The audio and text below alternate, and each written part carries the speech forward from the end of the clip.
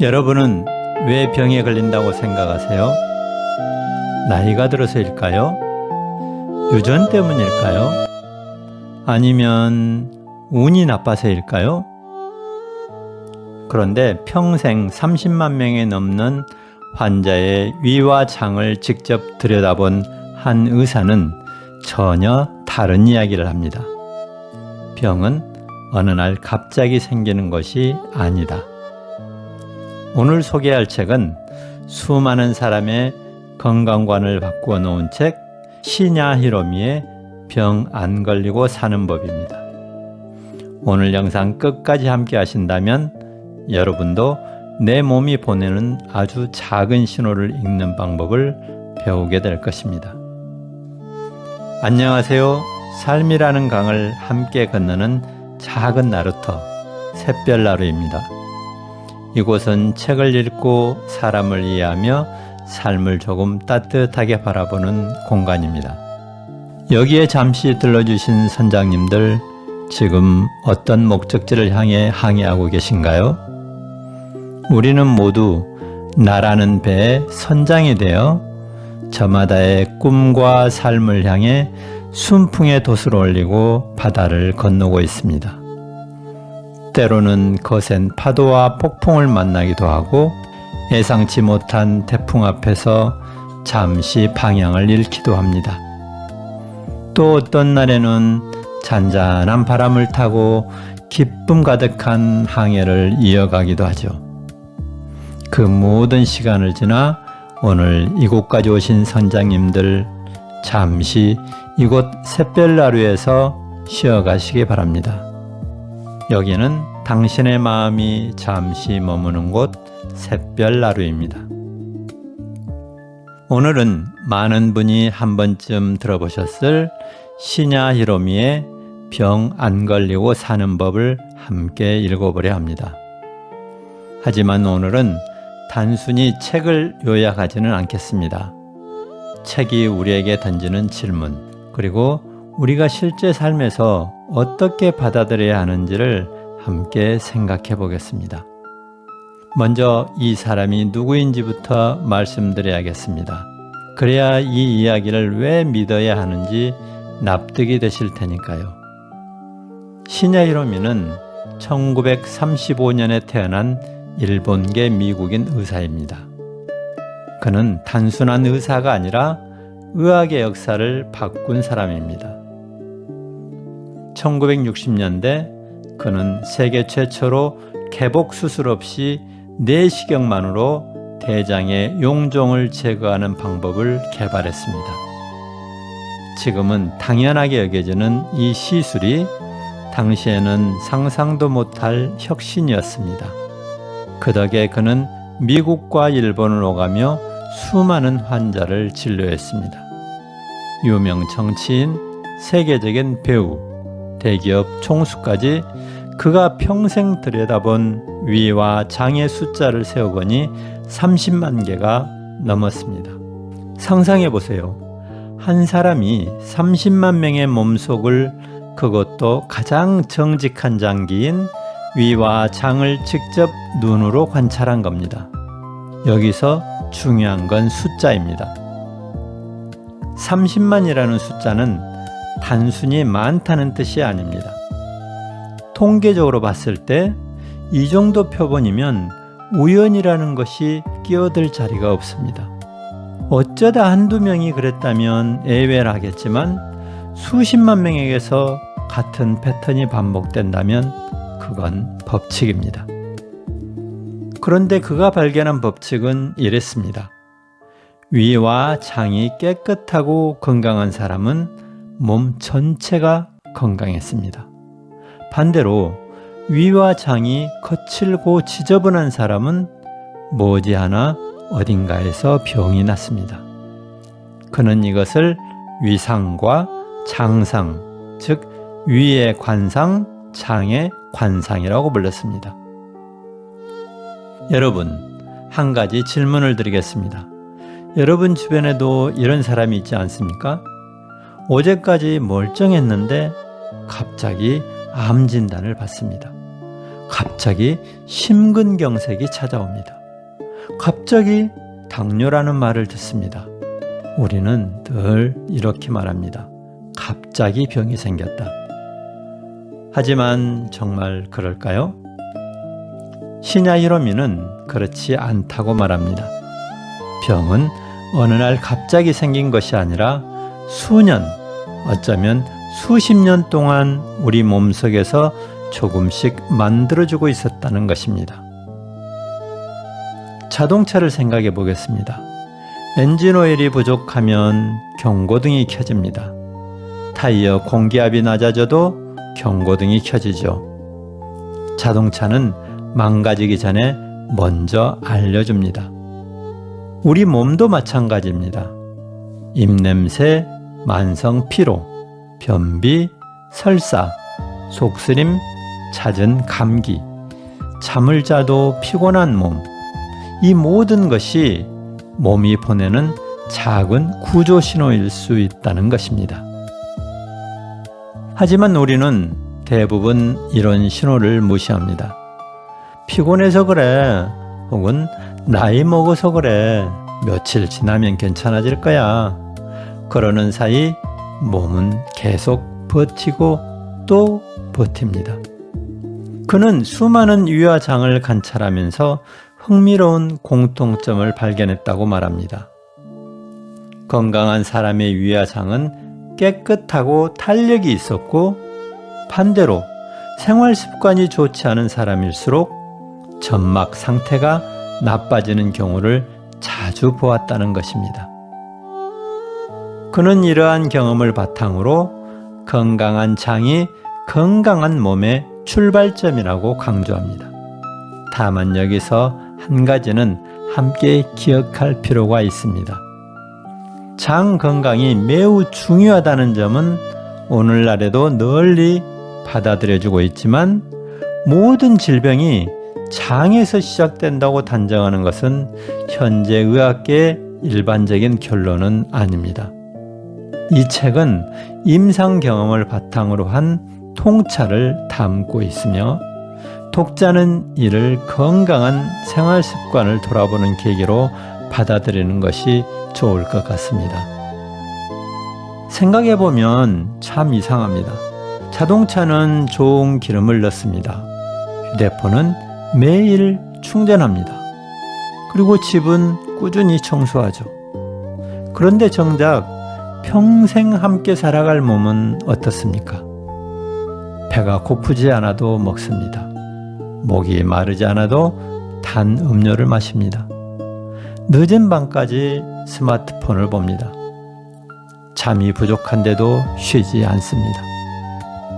이렇게 몸을 혹사시키면서도 건강은 그대로 유지되길 바랍니다. 저자는 이것이 가장 큰 모순이라고 말합니다. 여러분은 최근 일주일 동안 몸이 보내는 신호를 몇 번이나 무시하셨나요? 피곤했는데도 억지로 일을 하지는 않았나요? 속이 불편했는데도 매운 음식을 먹지는 않았나요? 잠이 부족했는데도 괜찮겠지 하며 넘기지는 않았나요? 잠시 영상을 멈추고 여러분의 생활을 떠올려 보셔도 좋겠습니다. 몸은 늘 우리에게 말을 걸고 있습니다. 다만 우리가 듣지 않았을 뿐입니다. 여러분께 질문 하나 드리겠습니다. 여러분의 나이는 몇 살이신가요? 50세일 수도 있고 60세일 수도 있습니다. 하지만 저자는 조금 다른 질문을 던집니다. 당신의 장은 몇 살입니까? 조금 이상하게 들리시나요?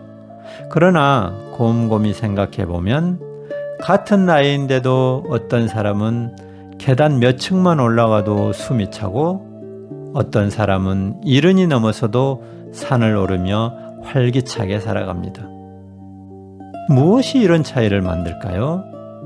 저자는 그 답 가운데 하나를 위와 장의 상태에서 찾았습니다. 우리 몸속에는 약 7, 8m에 이르는 긴 장이 자리하고 있습니다.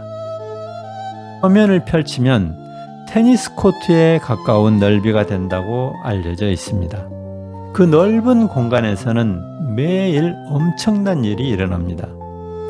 우리가 먹은 음식이 분해되고 영양분이 흡수되며 필요 없는 물질은 몸 밖으로 배출됩니다. 또한 장에는 수많은 미생물이 살아가며 소화와 대사, 면역 기능에 영향을 미칩니다. 최근 연구에서도 장내 미생물이 건강과 밀접한 관련이 있다는 사실이 계속 밝혀지고 있습니다.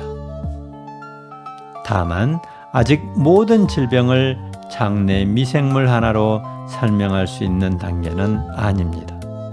하지만 분명한 것은 장 건강이 전반적인 건강에 중요한 영향을 준다는 점입니다. 저자는 내시경 검사 중 흥미로운 경험을 많이 했다고 이야기합니다. 생활 습관이 좋은 사람들은 위와 장 점막이 비교적 깨끗하고 탄력이 있었고, 반대로 흡연, 과식, 과음, 불규칙한 식습관이 반복된 사람들은 점막이 거칠고 염증이나 손상이 관찰되는 경우가 많았다고 합니다. 그는 이런 경험을 통해 좋은 장은 좋은 삶의 결과이며 동시에 건강한 삶의 출발점이라고 강조합니다. 여기서 중요한 것은 장을 특별한 비법으로 바꾸려는 것이 아니라 매일의 습관이 장의 상태를 조금씩 바꾼다는 사실입니다. 생각해보면 우리의 하루는 끊임없이 먹는 일의 연속입니다. 아침을 먹고 커피를 마시고 간식을 먹고 또 점심을 먹고 또 커피를 마시고 저녁을 먹고 야식까지 먹습니다. 우리의 위와 장은 쉬지 못합니다. 저자는 이런 생활이 소화기관에 부담을 줄 수 있다고 지적합니다. 실제로 과식과 늦은 밤 식사는 위산역류, 소화불량, 수면의 질 저하와 관련이 있다는 연구도 있죠. 반면 사람마다 건강 상태와 생활 환경이 다르기 때문에 식사 횟수나 공복 시간이 모두에게 똑같이 적용되는 것은 아닙니다. 중요한 것은 자신의 몸이 보내는 신호를 살피는 것입니다. 많은 사람들은 이렇게 생각합니다. 몸이 아프면 좋은 약을 먹으면 된다. 하지만 저자는 조금 다른 시각을 제시합니다. 그는 병이 생긴 뒤 치료하는 것보다 병이 생기지 않는 환경을 만드는 것이 더 중요하다고 말합니다. 이 생각은 현대의학의 예방의학과도 맞닿아 있습니다. 예방접종, 정기건강검진, 금연, 절주, 균형 잡힌 식사, 규칙적인 운동, 이 모든 것은 병이 생긴 뒤가 아니라 생기기 전에 건강을 지키기 위한 방법입니다. 그렇다면 건강에 가장 좋은 음식은 무엇일까요? 아마 많은 분들이 현미, 브로콜리, 토마토, 견과류, 올리브오일 같은 음식을 떠올리실 것입니다. 하지만 저자는 이렇게 말합니다. 좋은 음식보다 더 중요한 것은 몸이 그 음식을 제대로 받아들일 수 있는 상태인가 하는 점입니다. 아무리 좋은 음식을 먹어도 소화가 제대로 되지 않고 장이 제 기능을 하지 못한다면 그 효과는 기대만큼 크지 않을 수 있다는 것입니다. 이 말은 우리에게 중요한 질문을 던집니다. 건강은 무엇을 먹느냐만이 아니라 어떻게 소화하고 흡수하느냐의 문제이기도 합니다. 혹시 식사를 하실 때 이런 습관이 있으신가요? 첫째, 10분도 안 되어 식사를 끝낸다. 두 번째는 TV나 스마트폰을 보며 먹는다. 세 번째, 배가 부른데도 남기기 아까워 끝까지 먹는다. 네 번째, 스트레스를 받으면 더 많이 먹는다. 이 가운데 하나라도 해당된다면 오늘부터 단 하나만 바꿔보시는 건 어떨까요? 예를 들어 한 숟갈 더 천천히 씹는 것부터 시작해보는 것입니다. 작은 변화가 쌓여 큰 차이를 만들 수 있습니다. 건강은 하루아침에 얻는 선물이 아니라 매일의 선택이 차곡차곡 쌓여 만들어지는 결과라는 것입니다. 누군가는 건강을 위해 비싼 영양제를 사고 누군가는 유기농 식품만 찾습니다. 그런데 여기 한 가지 흥미로운 사실이 있습니다. 대한민국은 건강기능식품 시장 규모가 수조 원에 이를 만큼 건강에 많은 관심을 갖고 있습니다. 그럼에도 불구하고 고혈압, 당뇨병, 비만, 지방간, 대사증후군은 꾸준히 증가하는 추세를 보이고 있습니다. 왜일까요? 돈을 쓰지 않아서일까요? 아니면 우리가 건강을 잘못 이해하고 있기 때문일까요? 이번에는 저자가 가장 강하게 이야기했던 먹는 법에 대해 함께 생각해 보겠습니다. 여러분께 질문 하나 드리겠습니다. 배가 고파서 식사하시는 날이 많으신가요? 아니면 시간이 되어서 드시나요? 생각보다 많은 사람들이 배고픔보다 습관 때문에 먹습니다. 오전 10시니까 커피와 빵, 점심 12시니까 식사, 오후 3시니까 간식, 퇴근 후에는 치맥, 잠들기 전 라면. 와, 우리 몸은 정말 필요한 만큼 먹는 것이 아니라 생활 패턴에 맞춰 계속 음식을 받습니다. 저자는 이것이 위와 장에 부담을 줄 수 있다고 이야기합니다. 우리는 흔히 이렇게 생각합니다. 잘 먹어야 건강하다. 하지만 저자는 조금 다르게 말합니다. 잘 먹는 것보다 지나치게 먹지 않는 것이 더 중요하다. 이 말은 의외로 현대의학의 여러 연구와도 일정 부분 맞닿아 있습니다. 과식은 비만, 지방간, 혈당 조절 이상, 심혈관 질환 위험의 증가와 관련이 있는 것으로 알려져 있습니다. 반대로 적정량을 먹고 체중을 관리하는 것은 건강 유지에 도움이 됩니다. 다만 적게 먹는다는 것이 극단적인 절식이나 굶기를 의미하는 것은 아닙니다. 영양이 부족해지면 오히려 건강을 해칠 수 있습니다. 핵심은 필요 이상으로 먹지 않는 것입니다. 그는 식탁 위의 음식을 크게 두 가지 관점에서 바라봅니다. 첫째, 몸이 자연스럽게 받아들일 수 있는 음식인가? 번째, 몸에 불필요한 부담을 주는 음식인가? 그는 가능한 한 가공이 적은 식품, 신선한 채소와 과일, 통곡물, 적절한 양의 단백질을 권합니다.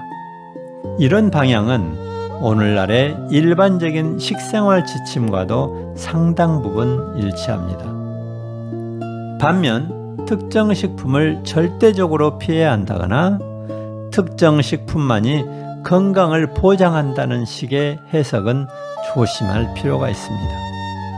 건강은 한 가지 음식이 아니라 전체적인 식습관에서 만들어집니다. 생각해 보십시오. 한 캔의 탄산음료에는 각설탕 여러 개 분량의 당이 들어있을 수 있습니다. 초가공식품은 맛과 편리함을 높이기 위해 당분, 나트륨, 지방이 많이 포함된 경우가 적지 않습니다. 세계 여러 연구에서는 이런 식품을 지나치게 많이 섭취하는 식습관이 건강에 좋지 않을 수 있다고 보고합니다. 그렇다고 모든 가공식품이 나쁘다는 뜻은 아닙니다. 문제는 빈도와 양입니다. 가끔 먹는 것과 매일 먹는 것은 우리 몸에 다른 영향을 줄 수 있습니다. 여러분, 혹시 이런 경험 있으신가요? 감기에 걸렸을 때 평소 먹던 기름진 음식보다 따뜻한 죽이 더 잘 넘어갑니다. 몸이 피곤할 때 자극적인 음식보다 편안한 음식이 더 당깁니다. 우리 몸은 생각보다 정직합니다. 몸이 필요한 것을 신호로 보내고 있습니다. 저자는 우리가 그 신호를 무시한 채 입의 즐거움만 따라가는 경우가 많다고 말합니다. 여러분은 오늘 하루 무엇을 드셨나요? 아침부터 지금까지 한 번만 떠올려 보십시오. 혹시 몸이 원해서 먹은 음식이었나요? 아니면 습관 때문에 먹은 음식이었나요? 참, 에너지 음료였습니까? 아니면 아무것도 마시지 않았나요?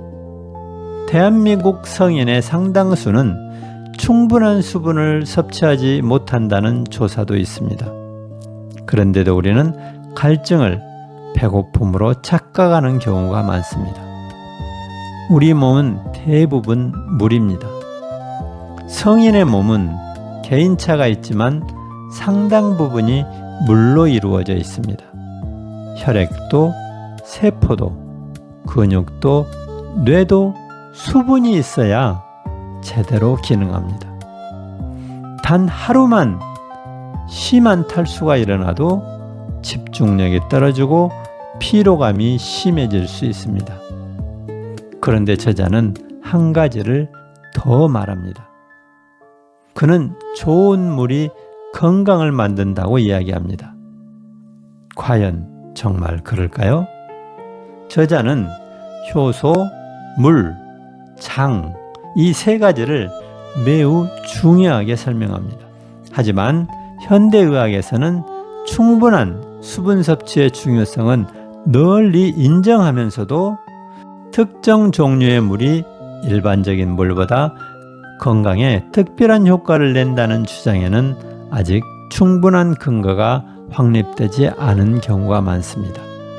즉, 물을 충분히 마시는 것은 중요하지만 특정 물만이 건강을 만든다고 단정하기는 어렵습니다. 이 점을 함께 이해하면 책을 더 균형 있게 읽을 수 있습니다. 입이 마릅니다. 피곤합니다. 머리가 무겁습니다. 편이 딱딱합니다. 피부가 푸석합니다. 우리는 화장품을 바르고 비타민을 먹고 영양제를 찾습니다.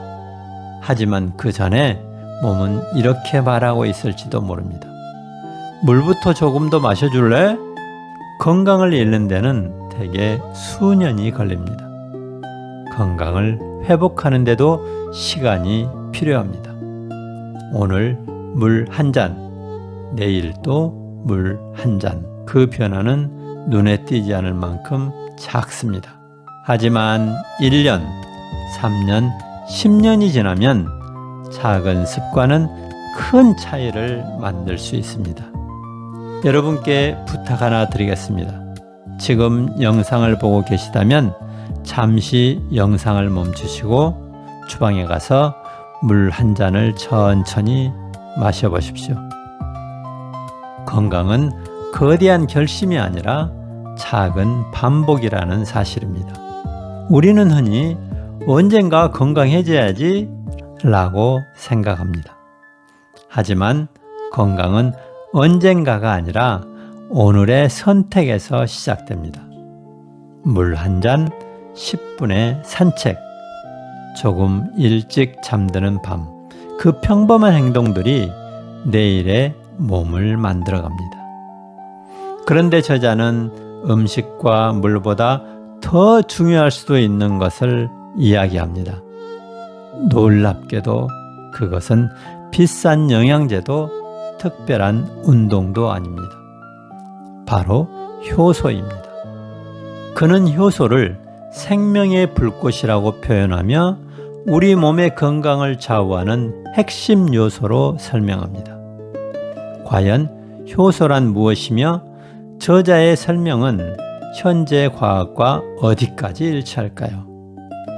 우리의 몸은 지금도 쉬지 않습니다. 심장은 하루 약 10만 번 가까이 뛰고 폐는 쉼없이 산소를 들이마시며 간은 묵묵히 해독 작업을 이어갑니다. 여러분이 잠든 사이에도 몸속에서는 수없이 많은 생화학 반응이 일어나고 있습니다. 그리고 그 모든 과정에는 보이지 않는 작은 일꾼들이 있습니다. 그 이름은 바로 효소입니다. 한번 상상해 보겠습니다. 심장은 그대로 있습니다. 폐도 있습니다. 뇌도 있습니다. 혈액도 흐르고 있습니다. 그런데 단 하나, 효소가 전혀 작동하지 않는다면 어떤 일이 벌어질까요? 놀랍게도 우리 몸은 생명 활동을 지속할 수 없습니다. 음식을 분해할 수도 없고 에너지를 만들 수도 없으며 세포를 복구할 수도 없습니다. 효소는 생명의 모든 과정에 꼭 필요한 촉매 역할을 합니다. 이 점은 현대 생명과학에서도 분명히 인정하는 사실입니다. 여기서부터 책에 독특한 주장이 등장합니다. 저자는 모든 효소의 근원이 되는 일종의 기초 효소, 즉 미라클 엔자임이라는 개념을 제시합니다. 그는 이 효소가 소화효소, 대사효소 등으로 전환되어 몸 전체의 건강을 좌우한다고 설명합니다. 이 때문에 그는 과식, 음주, 흡연, 스트레스 등이 이 효소를 과도하게 소모한다고 주장합니다. 이 개념은 책의 중심을 이루는 중요한 아이디어입니다. 그런데 현대 생화학에서는 조금 다르게 설명합니다. 현재까지는 모든 효소의 원천이 되는 하나의 효소, 즉 미라클 엔자임이 존재한다는 점은 널리 입증된 이론으로 받아들여지지 않습니다. 효소는 각각의 유전자 발현에 따라 만들어지고 종류마다 역할이 다르며 필요한 위치에서 개별적으로 작동합니다. 즉, 효소의 중요성 자체는 과학적으로 확립되어 있지만 미라클 엔자임이라는 하나의 통합 개념은 저자의 가설적 해석에 가깝습니다. 이 구분을 알고 책을 읽으면 내용을 더 깊이 이해할 수 있습니다. 그렇다면 이 책은 틀린 책일까요? 저는 그렇게 생각하지 않습니다. 오히려 이 책이 많은 사람에게 사랑받는 이유는 효소라는 개념을 통해 우리에게 한 가지 중요한 메시지를 전했기 때문입니다. 그 메시지는 아주 단순합니다. 몸을 함부로 쓰지 말라. 무리한 음주, 과식, 수면 부족, 만성 스트레스. 이런 생활은 결국 몸의 회복 능력을 떨어뜨릴 수 있습니다. 이 점은 오늘날의 건강 연구와도 충분히 연결되는 이야기인데요. 우리는 병원을 떠올리면 의사를 생각합니다. 하지만 사실 가장 많은 시간을 여러분을 치료하는 존재는 의사가 아닙니다. 바로 여러분 자신의 몸이죠. 상처가 나면 아물고 감기에 걸려도 대부분 회복되며 운동 후 손상된 근육도 다시 재생됩니다. 이 모든 과정에는 효소를 포함한 복잡한 생명 시스템이 작동하고 있습니다. 우리가 해야 할 일은 그 회복 시스템이 제 역할을 할 수 있도록 환경을 만들어주는 것입니다. 만약 여러분 몸속에 24시간 쉬지 않고 일하는 수많은 작은 일꾼이 있다면 오늘 하루 여러분은 그들을 도와주셨나요? 아니면 더 힘들게 하셨나요? 오늘의 식사, 오늘의 잠, 오늘의 스트레스 한번 돌아보셨으면 합니다. 우리는 건강을 잃으면 치료법을 찾습니다. 하지만 건강은 치료보다 몸이 스스로 회복할 수 있는 환경을 만드는 데서 시작됩니다. 효소라는 표현이든 회복 시스템이라는 표현이든 결국 중요한 것은 하나입니다. 우리 몸은 생각보다 훨씬 지혜롭다는 사실입니다. 그 지혜를 믿고 매일 조금씩 몸을 아끼는 삶을 선택하는 것, 그것이 이 책이 전하고 싶은 핵심 메시지 중 하나가 아닐까요? 많은 사람들은 건강을 위해 비싼 영양제를 찾고 새로운 건강식품을 찾습니다. 하지만 저자는 오히려 가장 먼저 버려야 할 것이 있다고 말합니다. 그것은 무엇일까요? 건강을 해치는 생활 습관과 우리가 놓치고 있는 진짜 문제를 살펴보겠습니다. 과연 건강을 만드는 것은 특별한 비법일까요? 아니면 우리가 매일 반복하는 아주 평범한 습관일까요? 새벽 6시 알람이 울립니다. 대부분의 사람들은 알람을 끄고 다시 눈을 감습니다. 10분 후 다시 알람이 울립니다. 겨우 몸을 일으키고 허둥지둥 씻고 커피 한 잔으로 아침을 대신합니다. 점심은 10분 만에 먹고 하루 종일 의자에 앉아 일합니다. 퇴근 후에는 피곤하다는 이유로 운동을 미루고 늦은 밤 스마트폰을 보다가 잠이 듭니다. 그리고 어느 날 건강검진 결과를 받아듭니다. 혈압이 높습니다. 혈당이 경계선입니다. 지방간이 보이는데요. 우리는 그때서야 말합니다. 왜 이런 병이 생겼을까? 하지만 정말 갑자기 생긴 것일까요? 자는 책에서 병의 원인을 이야기하기 전에 우리의 생활을 먼저 돌아보라고 말합니다. 그는 건강을 잃게 만드는 가장 큰 원인이 특별한 사건이 아니라 매일 반복되는 작은 선택이라고 봅니다. 이 점은 예방의학에서도 매우 중요한 관점입니다. 흡연은 한 번으로 폐를 망가뜨리지 않습니다. 과식도 하루 만에 지방간을 만들지 않습니다.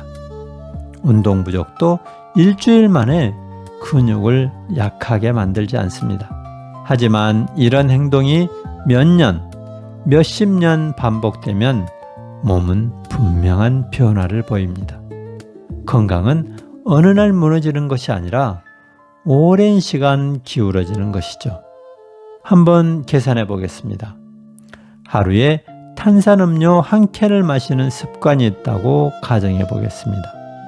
1년이면 365캔입니다. 10년이면 3650캔입니다. 반대로 하루 30분 걷는 습관을 들인다면 1년이면 약 180시간, 10년이면 1800시간 이상 몸을 움직이게 됩니다.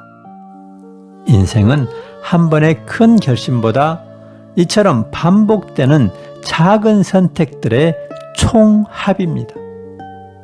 우리는 건강을 병원에서 찾으려 하죠.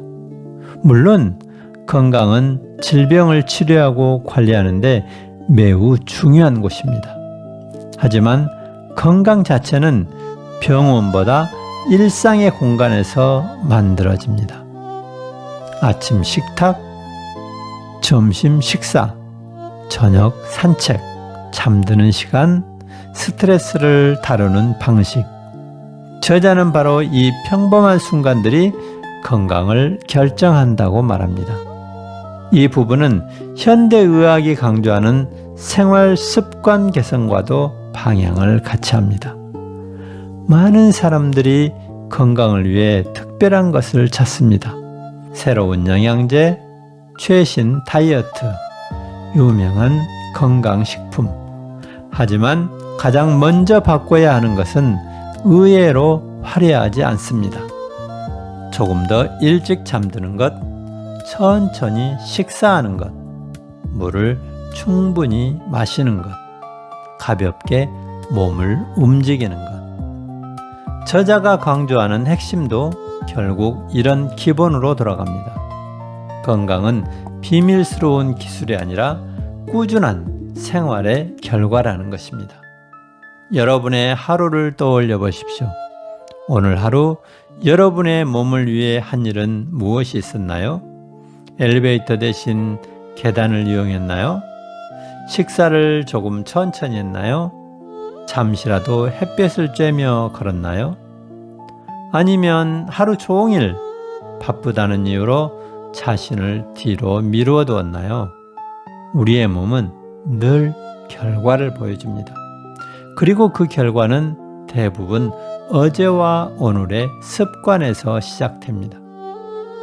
당신은 오늘 당신의 몸을 어떻게 대했습니까? 건강은 미래의 일이 아닙니다. 오늘의 선택입니다. 오늘 먹은 음식, 오늘 걸은 거리, 오늘 잠든 시간, 이 평범한 행동들이 내일의 나를 조금씩 만들어갑니다. 그런데 건강을 해치는 것은 음식과 생활 습관만이 아닙니다. 저자는 눈에 보이지 않는 또 하나의 원인을 이야기합니다. 바로 마음과 스트레스입니다. 과연 우리의 생각과 감정은 몸에 어떤 영향을 줄까요? 시냐 히로미는 건강을 이야기하면서 생활 습관뿐 아니라 마음의 상태도 중요하게 봅니다. 그는 스트레스가 계속되면 몸의 회복력도 떨어질 수 있다고 말합니다. 현대의학 역시 만성 스트레스가 건강에 영향을 줄 수 있다는 점을 인정합니다. 스트레스 자체를 완전히 없앨 수는 없지만 오랫동안 해소되지 않는 스트레스는 수면의 질을 떨어뜨리고 혈압과 혈당 조절에도 영향을 줄 수 있으며 면역 기능에도 변화를 일으킬 수 있습니다. 즉, 몸과 마음은 서로 분리되어 있는 것이 아니라 끊임없이 영향을 주고받습니다. 우리는 흔히 이렇게 생각합니다. 몸이 아프니까 마음도 힘들다. 하지만 때로는 그 반대이기도 합니다. 마음이 오래 지쳐 있으면 몸도 조금씩 신호를 보내기 시작합니다. 식욕이 변하고 소화가 잘 되지 않고 잠이 얕아지고 피곤이 쉽게 풀리지 않습니다. 모든 증상이 스트레스 때문이라는 뜻은 아닙니다. 몸에 이상이 있다면 반드시 적절한 진료를 받아야 합니다. 다만 우리가 놓치기 쉬운 것은 마음의 피로도 몸의 건강을 돌볼 때 함께 살펴야 한다는 사실입니다. 건강검진을 받으면 혈압을 측정하고 혈당을 검사하고 콜레스테롤 수치를 확인합니다. 하지만 요즘 정말 행복하십니까? 마음이 편안하십니까? 이 질문은 검사표에 거의 없습니다. 그런데 삶의 만족감, 사회적 관계, 충분한 휴식은 건강한 삶과 관련이 있다는 연구들이 꾸준히 보고되고 있습니다. 시냐 히로미가 강조한 몸 전체를 바라보는 시선은 이런 부분에서도 생각해 볼 만한 가치가 있습니다.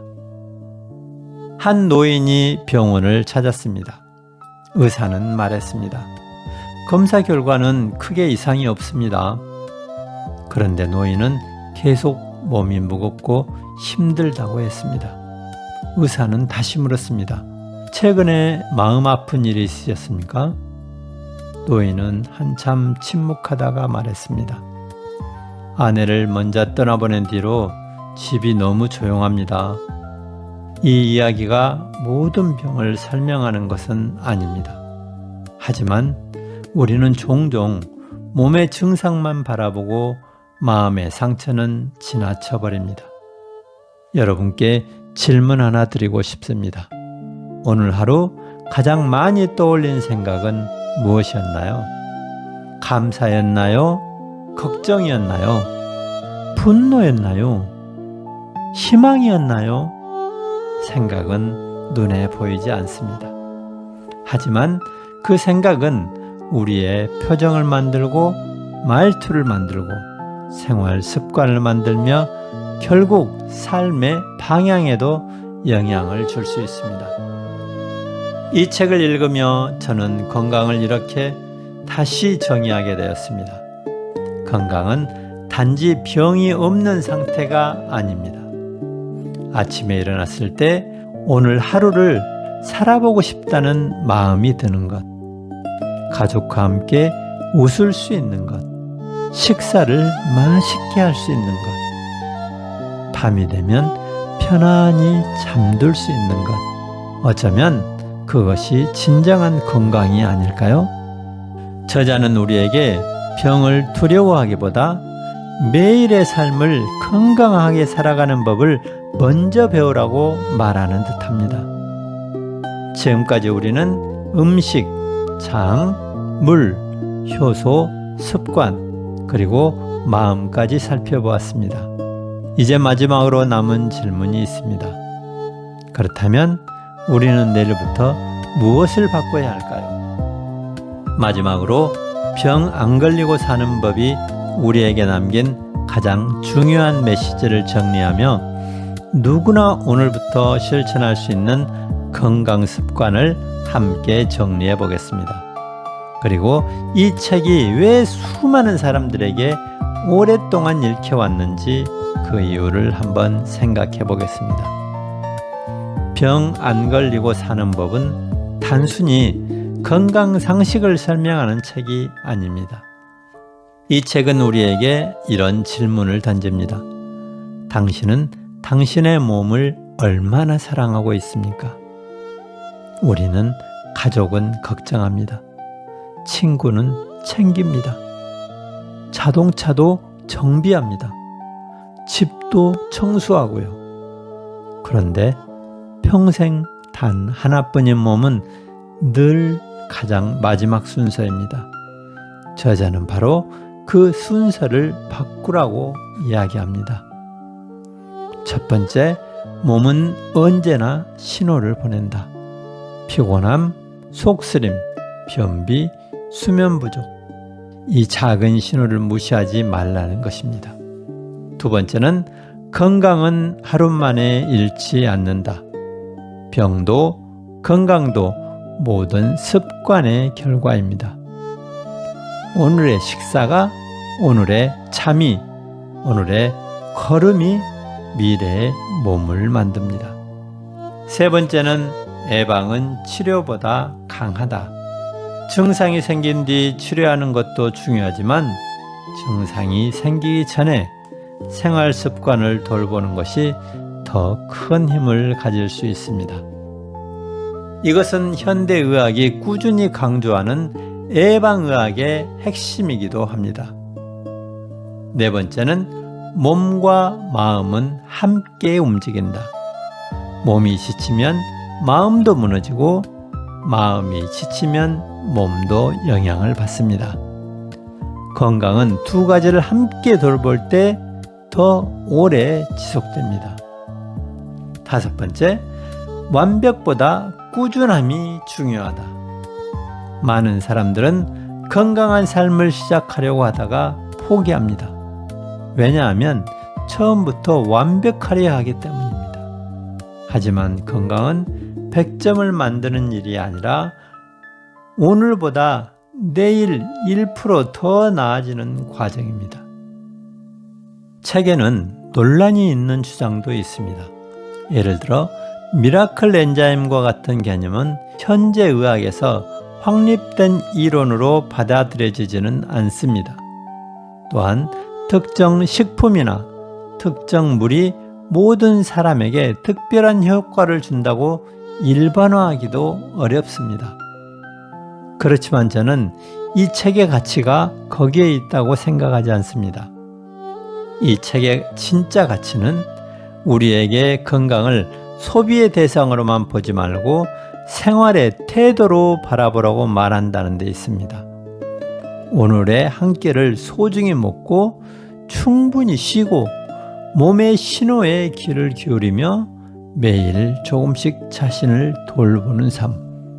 이것이야말로 병 안 걸리고 사는 법이 오래도록 사랑받는 이유일 것입니다. 지금 이 영상을 다 보신 여러분께 한 가지 질문을 드리고 싶습니다. 만약 10년 뒤 오늘의 여러분을 다시 만난다면 어떤 말을 듣고 싶으신가요? 그때부터 건강을 챙기길 정말 잘했다, 이런 말일까요? 아니면 조금 더 일찍 시작할 걸 이라는 후회일까요? 그 답은 오늘 하루의 선택 속에 있습니다. 오늘부터 거창한 계획은 세우지 않으셔도 좋습니다. 대신 이 5가지만 실천해 보십시오. 첫째, 물 한 잔을 충분히 마시기. 식사를 조금 더 천천히 하기. 세 번째, 20분에서 30분이라도 몸을 움직이기. 잠들기 전 스마트폰 대신 마음을 쉬게 하기. 몸이 보내는 작은 신호를 무시하지 않기. 이 5가지는 특별한 비법이 아닙니다. 하지만 이런 작은 실천은 오랜 시간에 걸쳐 큰 차이를 만들 수 있습니다. 우리는 누구나 언젠가는 늙습니다. 하지만 늙어가는 방식은 오늘의 삶이 결정합니다. 건강은 기적처럼 찾아오는 선물이 아니라 매일의 선택이 차곡차곡 쌓여 이루어지는 결과입니다. 오늘의 이 영상이 여러분의 삶을 단번에 바꾸지는 못할지라도, 하지만 단 하나의 습관이라도 바꾸는 계기가 된다면 그것만으로도 이 시간을 함께한 의미는 충분합니다. 여러분은 오늘 책 한 권을 읽은 것이 아니라 자신의 삶을 돌아보는 시간을 가지셨습니다. 혹시 오늘 영상에서 가장 마음에 남은 문장이 있다면 댓글로 함께 나눠주시기 바랍니다. 여러분의 경험과 생각은 또 다른 누군가에게 큰 용기가 될 수 있습니다. 이 영상이 도움이 되셨다면 좋아요와 구독으로 샛별나루와 함께 해주십시오. 샛별은 가장 어두운 시간에 가장 먼저 일어나는 별이라고 합니다. 여러분의 삶에도 그 작은 빛이 오래도록 함께 하기를 바랍니다. 지금까지 샛별나루였습니다. 감사합니다.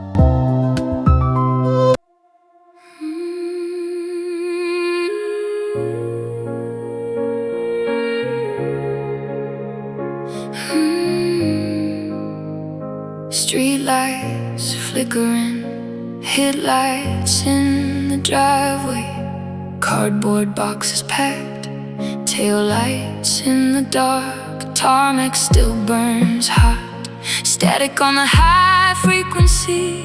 We have 40 minutes left before you turn the key. And we're dancing, yeah, we're dancing on a summer's night. Hold me tighter in the fading of the amber light.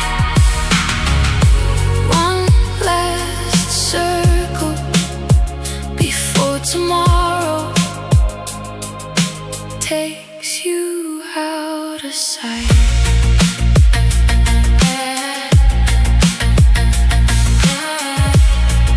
Humidity is high, engine starts to idle, dashboard clock ticks down, gravel kicks up dust, midnight air feels thick, nothing left to reconcile. I suppose it's time to go.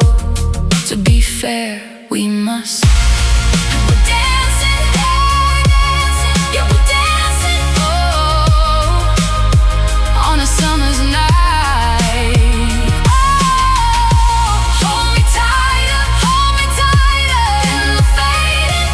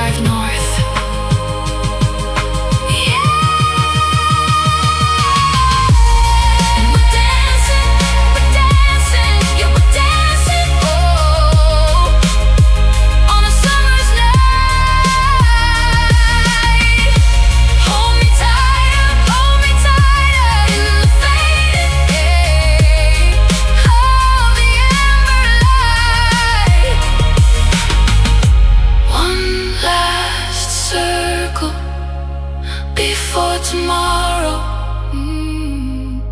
takes you out of sight.